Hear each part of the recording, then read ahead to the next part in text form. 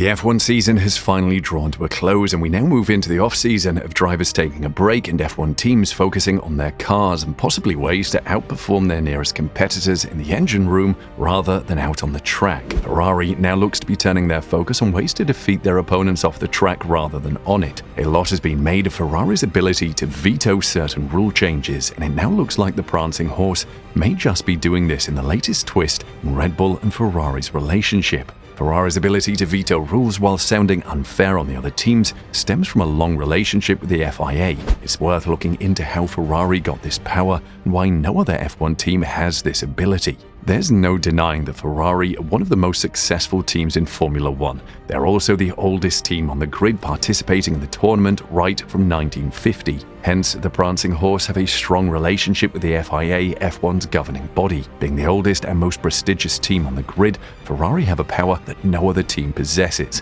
The Maranello-based team have a special veto card that they can play against certain changes or additions made to F1's technical and sporting regulations. This might seem like an extremely unfair power that the team has. However, the FIA has already made it clear that the team can only veto regulatory changes and additions that only affect their car, will not affect other general changes. Enzo Ferrari, the founder of the team and the company, received this special power back in 1981 when the first Concorde Agreement was made. At the time, Enzo had a lot of authority and respect amongst those who ran the sport. Additionally, the racing team itself helped the sport in several departments.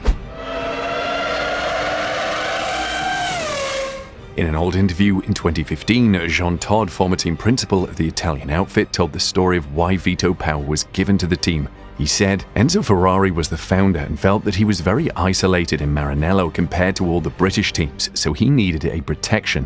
And in 1980, Ferrari was the only full car manufacturer.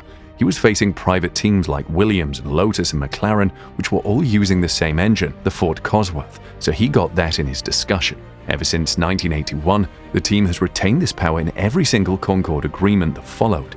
After the 8th Concorde Agreement in 2021, Mattia Binotto explained how they have retained the veto power yet again. Binotto said, I think at least we got what was essential for us, which was to somehow still keep what is important, the recognition of our brand to Formula One. We have maintained what we call a protection right, or the veto right, which I think is important for Ferrari because what represents Ferrari for the entire F1 history. Even though the team hasn't used the veto since 2015 for engine cost caps, they still hold the power to block any regulatory changes and additions that mainly affect them. And Ferrari, according to the Italian edition of motorsport.com, are about to use its veto power. The Italian racing stable has had this tool in its pocket for years and is now said to be threatening to finally use it to the detriment of Red Bull Racing. The engine regulations for 2026 are already in place, and with Mercedes, Red Bull powertrains and Audi, there are also 3 major brands that have already committed to the new era.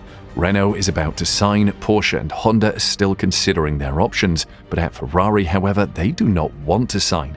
According to the Italian medium, Ferrari would have already settled on the simplified engines from 2026 to give new engine suppliers a chance in F1, but Ferrari is now drawing a line. New suppliers will get more budget to develop the engine in the early years and also more time to test the engine. A logical solution for Audi, but for Red Bull powertrains, it's an unfair advantage according to Ferrari. Red Bull powertrains counts as a new entry and can count on the benefits of a new entry, but Ferrari does not agree. For instance, Red Bull would already have knowledge of the current generation of engines in its partnership with Honda and benefits from all the knowledge it has brought in with the recruitment of frontrunners from the Mercedes engine project. Ferrari would therefore refuse to sign onto the new engine deal, giving F1 an ultimatum. It would even consider using the veto power it's had for years as a historic team in F1. Whether this will actually come about remains to be seen. F1 will want to avoid that controversy and look for a solution to keep Ferrari in the sport as well. The F1 22 season was great, filled with drama and some great driving, and the early season was plagued with the dreaded porpoising, which we have all heard enough of by now. But what did come out of this was some new rules that Ferrari were not too pleased about, were pretty close to using the veto power as far back as then.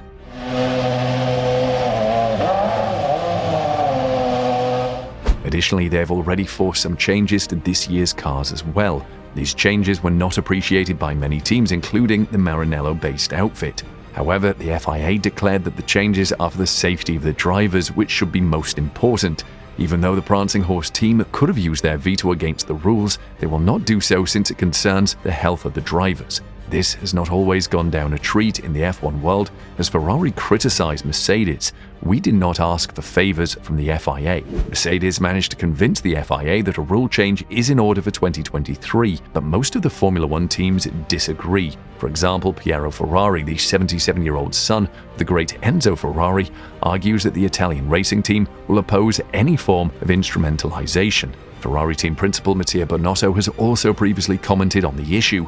He is reported to have said that his team is prepared to lodge a protest against the changes. The FIA wants to make the changes for safety reasons and therefore does not need the agreement of the F1 teams. But the teams are skeptical about the suggestion that safety is at stake. And Ferrari could have made things difficult for the FIA given the veto power still held by the team. Piero Ferrari reiterated that the Italian team had no intention of letting go of the issue. "We will make our case. We will oppose any instrumentalization," he said in conversation with Quotidiano Nazionale. The Italian points out that Ferrari has also gone through a difficult time, but the team did not knock on the FIA's door to be helped out of trouble. For years, Ferrari had an engine deficit to Mercedes. "We did not ask for favors or shortcuts. We lost with dignity, working in silence to make up for it. Our rivals should behave the same," Ferrari said. With Ferrari becoming a walking meme this season due to strategic errors and blunders, the season seemed to have gotten worse before they finally clinched the P2 in the Drivers' and Constructors' Championship. Valtteri Bottas gets on the power, and he's going to have to try and hang on to this lead while his time... With Binotto recently saying that he hopes a faster car would negate any strategic errors. Our strengths and weaknesses come from different areas. First, reliability will be the priority because to win, you need to be reliable, and we haven't been this year. After that, the pace of the car. We have been very competitive in qualifying, but our race pace was not enough to win. If you have a fast car and reliable car, you can make mistakes with strategy and pit stops, but then still compensate with the car, claimed Binotto. There is some truth to Binotto's statements, as an overwhelming pace advantage largely negates the chances of strategy impacting the race result. At the start of the hybrid era, as an example, Mercedes could almost guarantee race victory irrespective of their strategy. However, it does not look like Binotto will get his wish, as the Italian media are in a frenzy. It looks most likely Binotto will be getting the sack. The long drawn-out saga looks like it will finally end. That's according to Corriere della Sera, and it is being reported from foreign sources linked to Charles Leclerc's entourage that an announcement will be made after a separation clause has been defined, with Binotto having supposedly agreed to leave. A large part of Binotto's departure is believed to be down to a poor relationship with Ferrari president John Elkann, who is said to be lacking trust in the current team principal. So what do you think? Should Ferrari use their veto?